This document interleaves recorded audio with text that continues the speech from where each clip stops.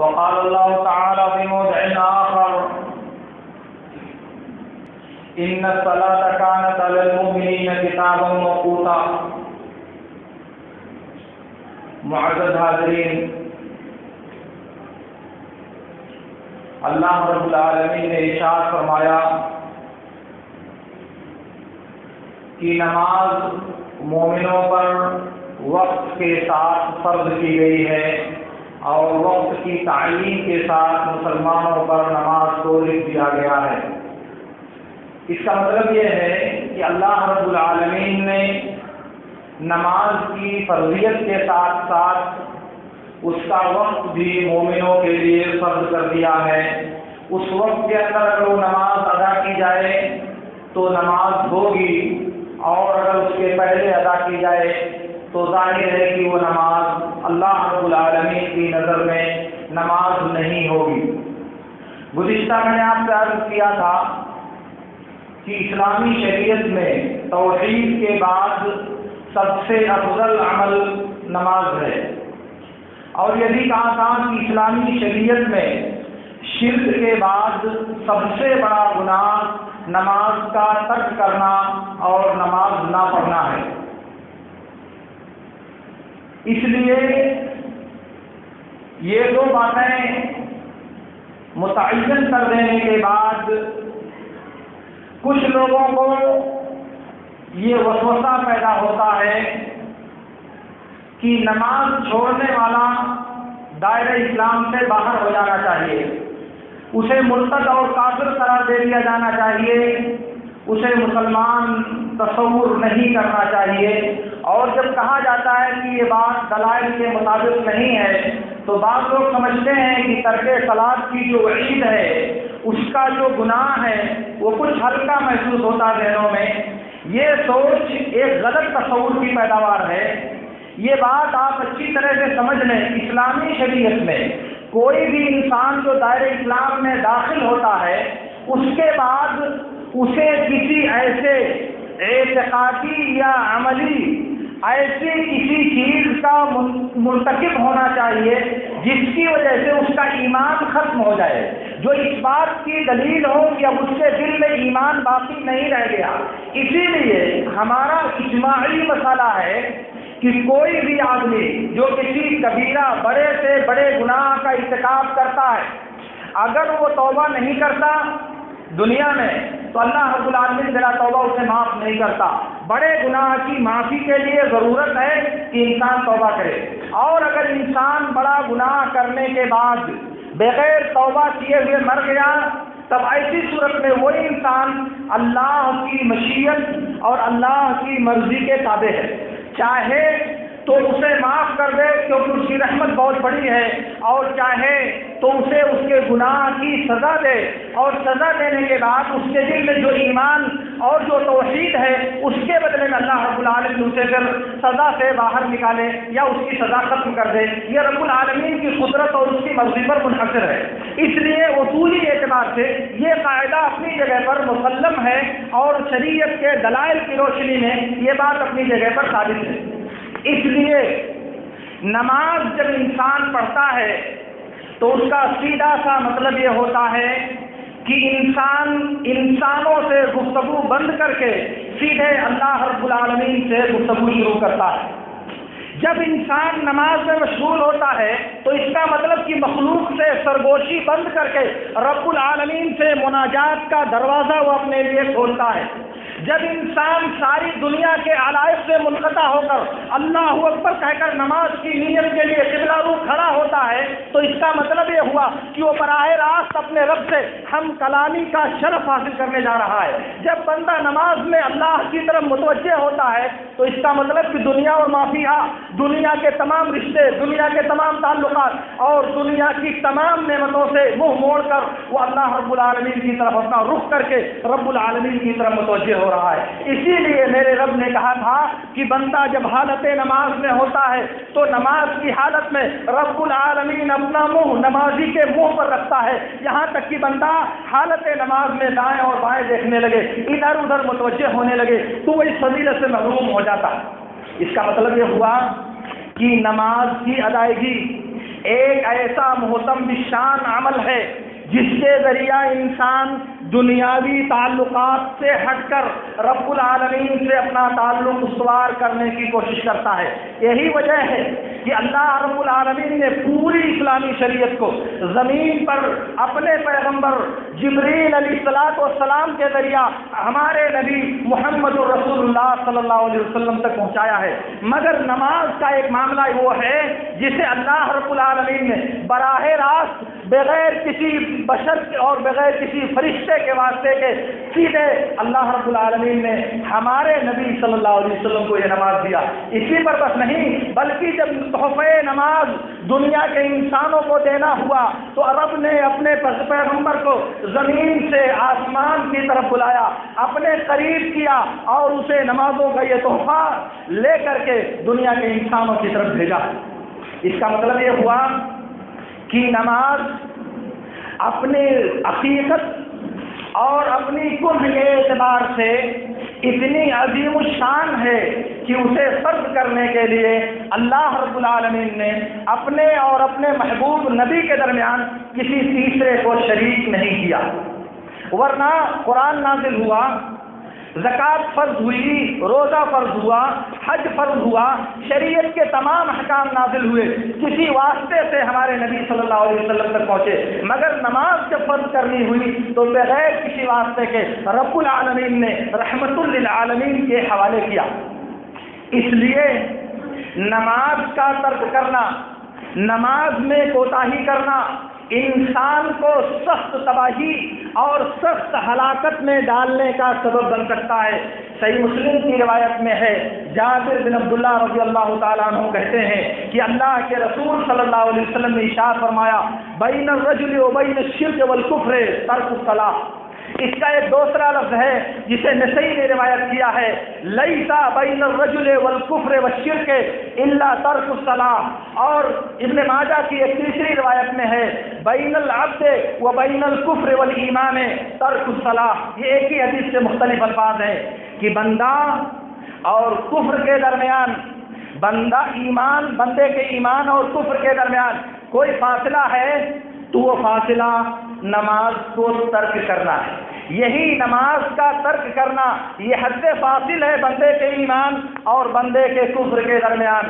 اسی لیے سنن اربعہ اور مسند احمد کی روایت میں ہے، بریدہ بن حصیب اسلمی رضی اللہ تعالیٰ عنہ کہتے ہیں کہ میں نے اللہ کے رسول صلی اللہ علیہ وسلم کو فرماتے ہوئے سنا، العہد الذی بیننا وبینہم الصلاۃ فمن ترکھا فقد کفر۔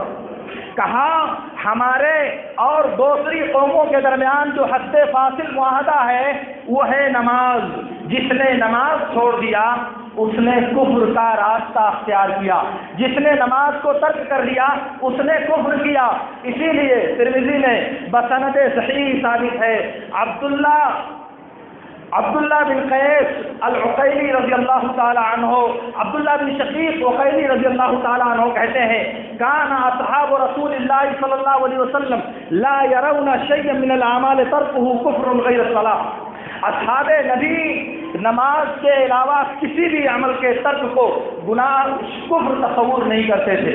اصحاب نبی نماز چھوڑنے کے علاوہ کسی بھی گناہ کو کفر تصور نہیں کرتے تھے، یعنی صحابہ کرام نماز کے ترک کو کفر تصور کرتے تھے۔ اس کو بیان کیا ہے تابعی جلیل عبداللہ العقیلی رضی اللہ تعالی عنہ نے۔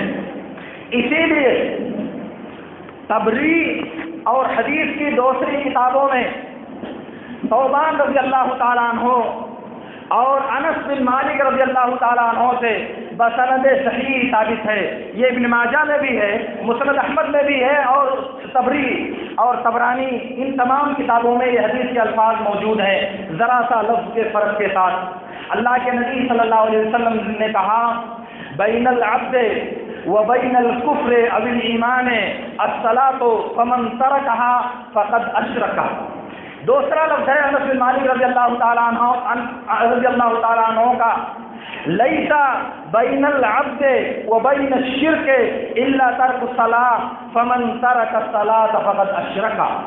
کہا بندے اور کفر کے درمیان بندے اور شرک کے درمیان اگر کوئی فاصلہ ہے تو وہ نماز ہے۔ جس نے نماز کو چھوڑ دیا اس نے شرک کیا، اپنے آپ کو شرک میں داخل کیا، اس نے اپنے آپ کو کفر میں داخل کیا۔ اسی لیے معاذ بن جبل اور ابو الدرداء اور بعض دیگر اصحاب کرام کی لمبی روایت میں ہے، اللہ کے نبی صلی اللہ علیہ وسلم نے ارشاد فرمایا وَلَا تَتْرُكْ صَلَاةً مَكْتُوبَةً مُتَعَمِّدًا فَإِنَّ مَنْ فَعَلَ ذَلِكَ فَقَدْ بَرِئَتْ مِنْهُ ذِمَّةُ اللَّهِ وَذِمَّةُ رَسُولِهِ۔ کہا جان بوجھ کر کسی فرض نماز کو ترک مت کرو، کیونکہ جس نے جان بوجھ کر کسی فرض نماز کو ترک کیا اللہ اور اس کے رسول کی ذمہ داری، اللہ اور اس کے رسول کا امان اس سے ختم ہو گیا۔ اب اس کی حفاظت کی ذمہ داری اللہ کی باقی نہیں رہی، اور جس انسان سے رب العالمین اپنی حفاظت اٹھا لے اس کا انجام کیا ہوگا آپ خود سوچ سکتے ہیں۔ جی ہاں، مسند احمد کی ایک روایت میں ہے، اسے طبرانی نے بسند حسن روایت کیا ہے، امیمہ بنت رقیقہ اللہ کے رسول صلی اللہ علیہ وسلم کی آزاد کردہ لونڈی، وہ بیان کرتی ہیں کہ میں نے اللہ کے رسول صلی اللہ علیہ وسلم کو فرماتے ہوئے سنا، وہ لمبی حدیث ہے، اس کا ایک ٹکڑا میں ذکر کر رہا ہوں، وَلَا تَتْرُكَنَّ صَلَاةً مَكْتُوبَةً مُتَعَمِّدًا فَمَنْ تَرَكَ صَلَاةً مَكْتُوبَةً بَرِئَتْ مِنْهُ ذِمَّةُ اللَّهِ وَذِمَّةُ رَسُولِهِ۔ اور ہرگز کسی فرض نماز کو جان بوجھ کر مت چھوڑنا، کیونکہ جو جان بوجھ کر کوئی فرض نماز چھوڑتا ہے اللہ اور اس کے رسول کی ذمہ داری اس سے ختم ہو جاتی ہے، اللہ کی حفاظت کا وعدہ اس سے ختم ہو جاتا ہے۔ یہ ایسے انسان کا حال ہے جو کسی فرض نماز کو جان بوجھ کر چھوڑ دیتا ہے۔ اسی لیے ام ایمن اللہ کے نبی صلی اللہ علیہ وسلم کی آزاد کردہ لوگی، انہوں نے روایت کیا ہے کہ اللہ کے رسول صلی اللہ علیہ وسلم نے ثوبان رضی اللہ تعالیٰ عنہ سے کہا وَلَا تَتْرُكْ صَلَاةً مَكْتُوبَةً مُتَعَمِّدًا فَإِنَّهُ مَنْ فَعَلَ ذَلِكَ فَقَدْ بَرِئَتْ مِنْهُ ذِمَّةُ اللَّهِ وَذِمَّةُ رَسُولِهِ۔ جان بوجھ کر کسی فرض نماز کو ترک مت کرنا، کیونکہ جس نے ایسا کیا اس سے اللہ اور اس کے رسول کی ذمہ داری ختم ہو گئی۔ یہ مسند احمد کی روایت میں ہے، اس سے اللہ اور اس کے رسول کی دونوں کی ذمہ داری ختم ہو گئی، اب اسے حفاظت کا وعدہ اور اللہ کی نگرانی کا وعدہ اسے حاصل نہیں رہا۔ اسی لیے عبداللہ بن مسعود رضی اللہ تعالیٰ عنہ نے فرمایا، اور یہ بات ان سے بسند صحیح ثابت ہے، انہوں نے کہا من ترک الصلاۃ فلا دین لہ، جس نے نماز چھوڑ دیا اس کا دین باقی نہیں رہا۔ ابو الدرداء رضی اللہ تعالیٰ عنہ نے کہا، یہ بھی ان سے بسند صحیح ثابت ہے، لا ایمان لمن لا صلاۃ لہ، لا ایمان لمن لا صلاۃ لہ، اس شخص کا ایمان باقی نہیں رہتا جس کی نماز باقی نہیں رہتی۔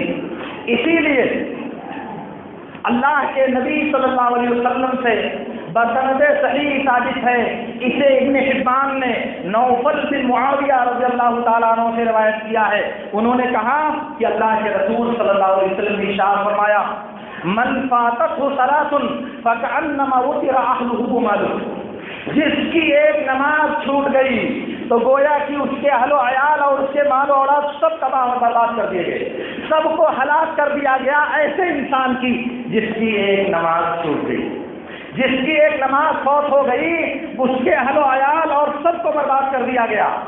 سنو میرے دوستو، صحیح بخاری کی روایت میں ہے، سمرہ بن جندب رضی اللہ تعالیٰ عنہ کہتے ہیں کہ اللہ کے نبی صلی اللہ علیہ وسلم روزانہ فجر کی نماز سے فارغ ہونے کے بعد سوال کرتے تم میں سے کسی نے خواب دیکھا ہے؟ ایک دن آپ خود نماز سے فارغ ہونے کے بعد آپ نے کہا کہ میں نے حالت خواب میں ایسا اور ایسا دیکھا ہے۔ وہ حدیث 2 صفحے کی بہت لمبی حدیث ہے، لیکن اس کا ایک ٹکڑا یہ ہے کہ ہم ایک ایسے انسان کے پاس سے گزرے جو لیٹا ہوا تھا اور ایک آدمی بڑا سا پتھر لے کر کے اس کے سر کے پاس کھڑا ہوا تھا۔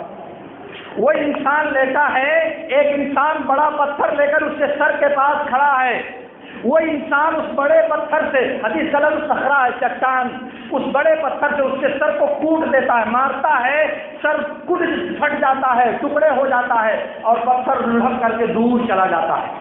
پھر وہ آدمی جاتا ہے اور پتھر اٹھا کر کے واپس آتا ہے، اور جب واپس آتا ہے تو اس کا سر ٹھیک ہو چکا ہوتا ہے، اس کا سر پہلے جیسا درست حالت میں پہنچ جاتا ہے، پھر وہ اسے مارتا ہے، پھر جاتا ہے پتھر اٹھا کے لاتا ہے، اسی طرح اس کے ساتھ کیا جاتا رہے گا۔ میں نے کہا کہ یہ کون ہے؟ کہا آگے چلو، اور اس کے بعد پورا واقعہ بیان کیا۔ اس میں آخر میں اللہ کے نبی صلی اللہ علیہ وسلم نے کہا وَأَمَّا الرَّجُلُ الَّذِي يُطْلَبُ رَأْسُهُ فَهُوَ الَّذِي يَأْخُذُ الْقُرْآنَ فَيَرْفُضُهُ وَيَنَامُ عَنِ الصَّلَاةِ الْمَكْتُوبَةِ۔ کہا کہ جس کا سر توڑا جا رہا ہے، جس کا سر پتھروں سے کوٹا جا رہا ہے، یہ وہ شخص ہے جو قرآن یاد کرنے کے بعد اسے بھلا دیتا ہے، قرآن یاد کرنے کے بعد اسے تاکلیسیہ میں ڈال دیتا ہے اور فرض نمازوں سے سو جاتا ہے، فرض نمازوں سے غافل ہو جاتا ہے۔ یہ ایسے شخص کی سزا ہے جو فرض نمازوں کی پابندی نہیں کرتا۔ میرے دوستو، آپ سمجھتے ہو کہ معمولی جرم ہے نماز کو چھوڑ دینا، آپ سمجھتے ہو کہ بہت کوئی بڑی بات نہیں ہے۔ سنو، میرے نبی صلی اللہ علیہ وسلم نے کہا کہ مرنے کے بعد ایسے انسان کو اس وقت تک سر اس کا ٹوٹا جاتا رہے گا پتھروں سے، جب تک کہ اللہ رب العالمین قیامت قائم نہیں کر دیتا۔ آپ کو کیا چاہیے اس سے بڑی سزا؟ آپ کو کیا چاہیے اس سے بڑی وعید؟ میرے دوستوں، آپ سمجھتے ہو کہ نماز چھوڑنے والا اگر کافر نہیں ہوا تو کوئی بات نہیں، بہت بڑی بات ہے۔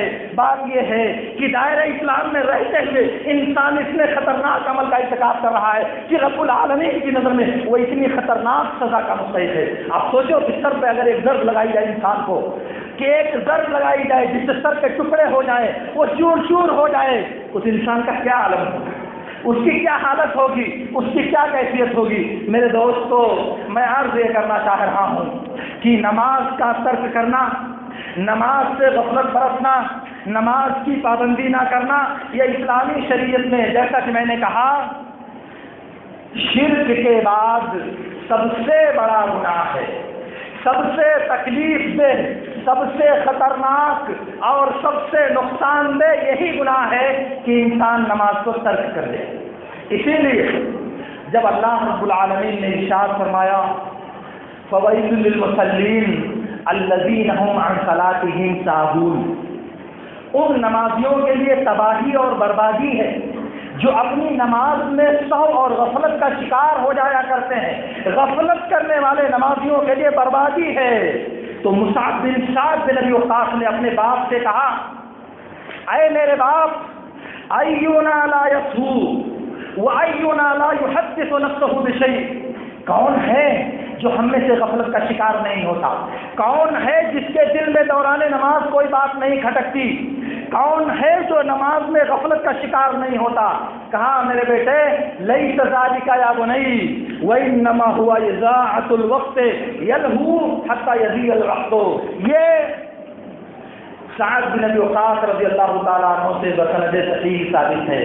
کہا میرے بیٹے، یہاں نماز کے اندر بھول جانا مراد نہیں ہے، بلکہ مراد یہ ہے کہ وقت کو ضائع کر دے، وقت کو برباد کر دے، وقت کو بغیر پڑھے ہوئے گزار دے، اور وہ غفلت کا شکار رہتا ہے، کھیل اور تماشے میں مست رہتا ہے، یہاں تک کہ نماز کا وقت گزر جاتا ہے۔ ایسا آدمی اس وعید کا مستحق ہے جو اللہ رب العالمین نے اس آیت کے اندر بیان فرمایا ہے۔ اس لیے آپ اس بات کو سمجھ لیں کہ نماز کی پابندی ایک ایسا عمل ہے جس میں اللہ کے رسول صلی اللہ علیہ وسلم نے بچوں کو بھی پڑھنے کا حکم دیا ہے۔ بلوغت سے پہلے اسلامی شریعت کا حکم بچوں پر لاگو نہیں ہوتا، کمسن بچوں پر شریعت کے احکام کا نفاذ نہیں ہوتا، مگر نماز وہ تنہا عبادت ہے جس کے بارے میں نبی صلی اللہ علیہ وسلم نے بچوں کو بھی نماز پڑھنے کا حکم دینے کا یا نماز پڑھنے کی تاکید کرنے کا اللہ کے رسول صلی اللہ علیہ وسلم نے حکم دیا ہے۔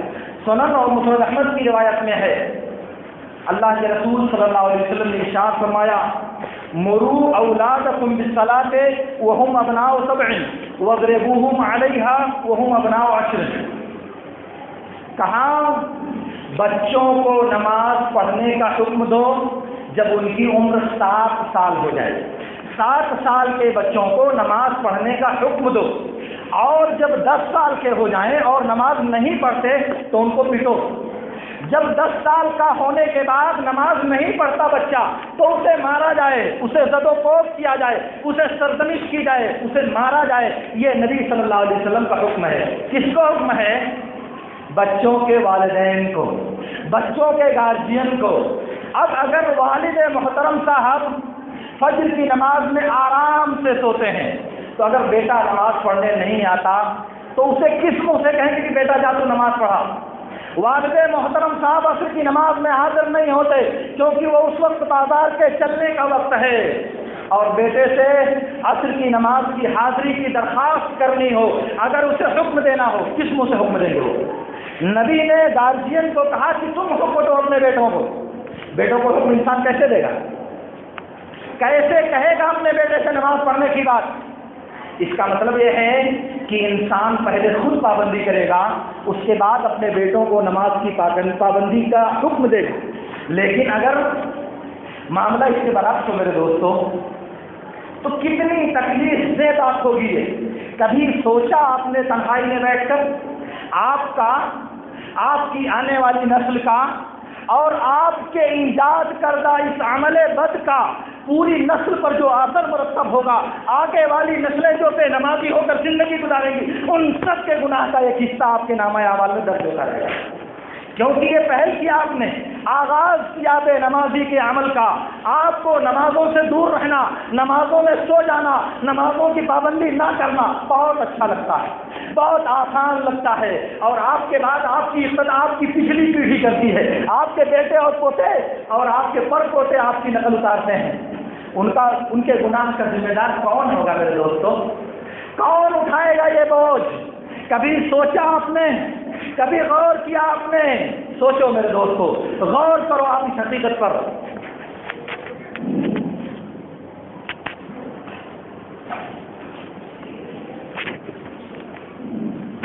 میرے دوستوں اور بزرگوں، میں آپ سے عرض یہ کر رہا ہوں کہ اسلامی شریعت میں نماز کا چھوڑنا انتہائی مہلک عمل ہے جو انسان کو تباہی اور بربادی کے غار میں لے جا کر گم کر سکتا ہے۔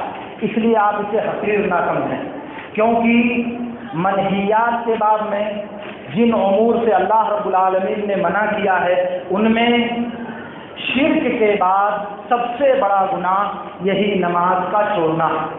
البتہ یہ جو بعض احادیث میں نبی صلی اللہ علیہ وسلم نے کہا فقط کفر، فقط اشرک، اس نے کفر کیا، اس نے شرک کیا، یا ہمارے اور دوسری قوموں کے درمیان حد فاصل نماز کا ترک ہے، جس نے نماز چھوڑ دیا اس نے کفر کیا، ان سب کا مفہوم یہ ہے کہ اس نے نماز کو چھوڑ کر اپنے آپ کو کفر کی ایک خصلت اور کفر کے ایک زینے پر اپنے آپ کو چڑھا دیا۔ میں نے آپ سے عرض کیا تھا کہ جس طرح ایمان کی 72 سے زیادہ شاخیں ہیں، ایسے ہی کفر کی بھی 72 سے زیادہ شاخیں اور 72 سے زیادہ درجات اور منازل ہیں۔ تو جس نے نماز ترک کر دیا اس نے کفر کے ایک شعبے میں اور کفر کے ایک درجے میں اپنے آپ کو داخل کر لیا۔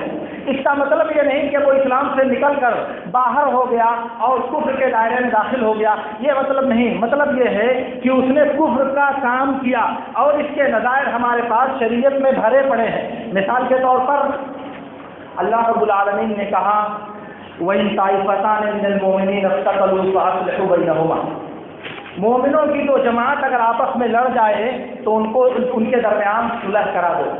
یہ لڑنے والی دو جماعتیں ہیں، دونوں پر اللہ رب العالمین نے کہا کہ مومنوں کی دو جماعتیں ہیں، جبکہ حدیث میں ہے، بخاری کی روایت میں ہے، اللہ کے رسول صلی اللہ علیہ وسلم نے ارشاد فرمایا سباب المؤمن فسوق وقتالہ کفر، مومن آدمی کو برا بھلا کہنا، گالی گلوچ کرنا یہ فسق کا کام ہے، اور اس سے لڑائی کرنا یہ کفر کا کام ہے۔ تو کیا دو مومن جب آپس میں لڑے تو دونوں کافر ہو گئے؟ نہیں، کفر کا کام کیا ان دونوں نے۔ اسی لیے کفر کا کام کرنے کے باوجود اللہ رب العالمین نے کہا وَإِن طَائِفَتَانِ مِنَ الْمُؤْمِنِينَ اقْتَتَلُوا، مسلمانوں کی جو جماعت میں اگر جھگڑا ہو جائے فَأَصْلِحُوا بَيْنَهُمَا، تو دونوں کے درمیان صلح کرا دو. یعنی کفر کا کام کرنے کے بعد بھی اللہ نے کہا کہ وہ صاحب ایمان ہیں. اس لیے معلوم یہ ہوا کہ اس نے کفر کا کام کیا، لیکن یہ کفر ایسا نہیں کہ اس کو دار اسلام سے باہر کر دے. اہل علم کی تعبیر میں اسے کفر اکبر یا اور کفر اصغر یا کفر اعظم اور کفر دون کفر کے لفظ سے تعبیر کیا جاتا ہے. بڑا کفر اور چھوٹا کفر، اس طرح اہل علم کی تعبیر پائی جاتی ہے. بہرحال میں نے کہا یہ جو نصوص ہمارے پاس ہیں، اس نے شرک کیا، اس نے کفر کیا، یعنی اس نے کفر کا عمل کیا، شرک کا عمل کیا اور وہ دائرہ اسلام سے باہر نہیں ہوا. وجہ اس کی وہ دوسرے دلائل ہیں جنہیں میں نے گزشتہ آپ کے سامنے بعض جن میں سے آپ کے سامنے پیش کیا تھا کہ ان کی وجہ سے تارک صلاۃ کافر نہیں ہوگا. اب اس کے بعد آپ اس صداقت پر تھوڑا سا غور کریں میرے دوستو کہ نماز ایک مسلم معاشرہ اور ایک مسلم سماج کی پہچان قرار دی گئی. بخاری کی روایت میں ہے کہ نبی صلی اللہ علیہ وسلم جب کسی بستی پر حملہ کرنے کا ارادہ کرتے، کسی بستی والوں سے جہاد کرنے کا پروگرام بناتے تو انتظار کرتے، ٹھہرتے نماز کا وقت ہونے کا. اگر اس بستی سے اذان کی آواز سنائی دیتی تو اس بستی پر حملہ نہیں کرتے، لیکن اگر اذان کی آواز نہیں سنائی دیتی تو نبی صلی اللہ علیہ وسلم اس بستی پر حملہ کرتے، ان لوگوں کے ساتھ جہاد کرتے. یہ جو فرق دکھائی دے رہا ہے آپ کو کہ بستی میں اذان ہوتی ہے، اس کا مطلب کہ اس بستی میں مسلمان لوگ رہتے ہیں. اذان نہیں ہوتی، اس کا دوسرا مطلب یہ ہے کہ وہاں صاحب ایمان لوگ اس بستی میں آبادی اختیار نہیں کرتے. اب اگر مسلمانوں کی بستی میں ہونے کے باوجود ہم اور آپ نماز سے اس قدر غفلت برتیں کہ اذان نہ ہو ہماری مسجد میں، تو یہ کتنی بڑی بات ہوگی. اور اگر اذان ہو اور ہم خواہی نہ خواہی کبھی عذر کے ساتھ اور کبھی بلا عذر نماز میں حاضر نہ ہوں، نماز نہ پڑھیں، تو اس کا مطلب کیا ہوگا میرے دوستوں؟ اللہ رب العالمین کے ہاں کیا لکھا جائے گا؟ آپ میرے دوستوں لکھ لو، آپ اس بات کو اپنے صفحے دل پر نقش کر لو. نماز ایک ایسا مقدس اور محترم بشان عمل ہے جس کی ادائیگی سے کسی بھی مسلمان کو چھٹکارا نہیں ہے، جس کی ادائیگی سے کسی بھی صغیر و کبیر، چھوٹے اور بڑے کو اللہ رب العالمین نے رخصت نہیں دیا. حتیٰ کہ اگر انسان بستر مرض پر اور اس سے آگے بڑھ کر بستر مرض پر ہے تب بھی میرے نبی صلی اللہ علیہ وسلم کا حکم ہے کہ اگر وہ ہوش و حواس میں ہے تو نماز پڑھے. بخاری کی روایت میں ہے، عمران بن حسین رضی اللہ تعالیٰ عنہ کہتے ہیں کانت بی بواسیر فسألت رسول اللہ صلی اللہ علیہ وسلم عن صلاة المریض فقال صل قائما فإن لم تستطع فقاعدا فإن لم تستطع فعلى جنب. کہا مجھے بواسیر کی بیماری تھی تو میں نے نبی صلی اللہ علیہ وسلم سے بیمار کی نماز کے بارے میں پوچھا تو آپ نے کہا اگر طاقت ہے تو کھڑے ہو کر نماز پڑھو، اگر طاقت نہیں ہے کھڑے ہو کر نماز پڑھنے کی تو بیٹھ کر نماز پڑھو، اگر بیٹھ کر نماز پڑھنے کی طاقت نہیں ہے فعلی جنب پہلو کے بل لیٹ کر نماز پڑھو. وہ آدمی دائیں پہلو پر دائیں کروٹ لیٹے گا، رخ اس کا قبلہ کی طرف ہوگا اور نظر کے اشارے سے وہ نماز پڑھے گا. وہ آدمی کون ہے جو اس قدر لاچار اور مجبور ہو چکا ہے کہ میرے نبی اس کو کہہ رہے ہیں کہ وہ نظر کے اشارے سے نماز پڑھے؟ کون ہے وہ آدمی؟ وہ آدمی کون ہے؟ یعنی انتہائی زیادہ مریض، انتہائی زیادہ تباہ حال اور انتہائی زیادہ پریشانی کی کیفیت میں مبتلا ہوا انسان ہل نہیں سکتا، کروٹ نہیں بدل سکتا، اٹھ نہیں سکتا، بیٹھ نہیں سکتا. اس کو میرے نبی نے کہا کہ نظر کے اشارے سے نماز پڑھ لے. اس صورت میں بھی رب العالمین نے کہا کہ نہیں کوئی حرج نہیں ہے، نماز نہ پڑھے تو کوئی مسئلہ نہیں ہے. مسئلہ میرے دوستوں، مسئلہ ہے ایسا انسان جو مرض کی حالت میں مبتلا ہے، اگر اس کے ہوش و حواس باقی ہیں اس کو بھی نبی کا حکم ہے کہ وہ آپ کے اشارے سے نماز پڑھے.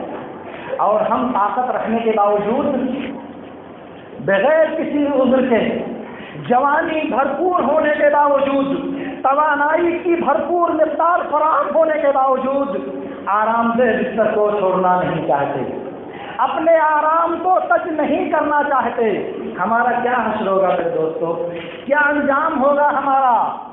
کبھی آپ اس پر بھی غور کریں، اس پہلو پر بھی کبھی سنجیدگی کے ساتھ سوچیں، اور یاد رکھیں یہ حدیث جو ابھی میں نے پیش کی آپ کے سامنے بیمار کی نماز کی پوری کیفیت بیان کرتی ہے۔ بیمار آدمی کھڑے ہو کر نماز نہیں پڑھ سکتا تو بیٹھ کر نماز پڑھے۔ کہاں بیٹھے گا؟ زمین پر بیٹھے گا۔ زمین پر نہیں بیٹھ سکتا تو لیٹ کر نماز پڑھے گا، یہ شریعت نے حکم دیا ہے۔ بیچ میں اگر کوئی کرسی پر بیٹھ کر نماز پڑھتا ہے تو اس کی نماز نہیں ہوگی، کیونکہ اس نے نبی کا حکم پورا نہیں کیا۔ نبی نے کہا کھڑے ہو کر بیٹھے، طاقت نہیں تو بیٹھے، وہ بیٹھا ہی نہیں، وہ بیٹھا نہیں، کھڑا نہیں ہو سکتا تو بیٹھا نہیں ہو، اور نبی کا حکم پورا نہیں کیا تو نماز کیسے پوری ہوگی؟ ویسے بھی ہمارے پاس قاعدہ یہ ہے کہ نماز کے جس رکن سے انسان عاجز ہو جائے، کوڑی ہو جائے، لاچار ہو جائے، اس کو نہیں کر سکتا تو وہ رکن اس سے ثابت ہو جائے گا۔ اب اگر کوئی انسان بیٹھ نہیں سکتا، تشہد نہیں کر سکتا، قعدہ نہیں کر سکتا، جلسے استراحت نہیں کر سکتا تو یہ اس سے ثابت ہو جائے گا، لیکن رکوع کر سکتا ہے تو رکوع ثابت ہونے کی کوئی دلیل نہیں ہے، اور جو جان بوجھ کر رکوع چھوڑ دے اس کی نماز نہیں ہوتی۔ کھڑا نہیں ہو سکتا پیروں میں تکلیف کی وجہ سے، پیروں میں تکلیف کی وجہ سے قیام نہیں کر سکتا تو قیام کا رکن اس سے ثابت ہو جائے گا، لیکن دوسرے جو ارکان ہیں، سجدہ کر سکتا ہے زمین پر تو سجدہ نماز کا رکن ہے، وہ چھوڑ دے گا تو نماز نہیں ہوگی۔ اس لیے جس سے بندہ عاجز ہے وہ تو مان لیا کہ ثابت ہوگی، لیکن جس کی قدرت ہے اس کو ثابت کرنے کی ہمارے پاس کوئی دلیل نہیں ہے، اور جو آدمی کسی رکن کو جان بوجھ کر چھوڑ دے، قدرت ہونے کے باوجود کسی رکن کو ادا نہ کرے، اس کی نماز باطل ہوتی ہے۔ اب اگر کرسی میں نماز پڑھنے والا انسان بہت بڑا انسان ہے، بہت بڑا انسان ہے، اتنا بڑا انسان ہے کہ وہ ملائے اعلیٰ کو بھی ٹکر دے سکتا ہے اپنے گمان کے مطابق، اور زندگی بھر وہ نماز پڑھتا رہا کرسی پر، اور قیام کی طاقت کے باوجود قیام نہیں کرتا رہا، سجدے کی طاقت کے باوجود سجدہ نہیں کرتا رہا، رکوع کی استطاعت کے باوجود رکوع نہیں کرتا رہا، اس کی یہ قوت اللہ کے ہاں کسی کام آئے گی؟ رب العالمین کی گرفت سے اس کی اعانہ اس کو محفوظ کر پائے گی؟ اس کی یہ جباریت روئے جوئے زمین پر وہ لوگوں کو دکھاتا پھرتا ہے، وہ جباریت رب کے ہاں اس کے لیے فریادی بن سکے گی؟ ذرا سوچنا میرے دوستو، دنیا میں آپ تو بہت بڑے کر و فر کے مالک ہو، بہت بڑے جبروت و سلطنت کا پر قبضہ رکھتے ہو تم، لیکن میرے رب کے سامنے، میرے رب کی گرفت کے سامنے، میرے رب کی پکڑ کے سامنے اس دنیا کی کوئی حیثیت نہیں ہے میرے دوستو۔ میرا رب ساتوں آسمانوں اور ساتوں زمینوں کو ایک انگلی پر پکڑ کر اسے حرکت دے گا اور کہے گا کہاں ہے زمین کے متکبرین، کہاں ہے زمین کے جبروت و کبروت والے انسان، ذرا آواز دو ان کو۔ یہ ساتوں زمین، یہ ساتوں آسمان رب العالمین ایک انگلی پر رکھ کر اس کو حرکت دے گا، اسے ہلائے گا، جھجوڑے گا اور آواز دے گا کہاں ہے زمین میں بڑے بننے والے انسان؟ تو آپ کی ایک کیا حیثیت ہوگی وہاں؟ ایک چونٹی کے برابر بھی آپ کی حیثیت نہیں ہوگی، اور آپ دنیا میں سمجھتا رہے ہم تو پڑھیں گے، کوئی کیا کرے گا، ہم تو کریں گے، کرو 1000 مرتبہ کرو، مگر یاد کر لو، لکھ لو اس کو کہ رب کا پیغام، رب کی شریعت آپ کو پہنچ چکی ہے کہ آپ کی نماز نہیں ہوتی، اور اس کے باوجود آپ اصرار کرتے ہو تو اپنے لیے جہنم تیار کرو، کوئی آپ کو روک نہیں سکتا۔ اللہ رب العالمین سے میری دعا ہے کہ اللہ رب العالمین ہمیں ان باتوں کو سمجھنے اور ان پر عمل کرنے کی توفیق عطا فرمائے۔ وآخر دعوانا الحمد للہ رب العالمین۔ اقول لكم ما تسمعون واستغفر الله لي ولكم۔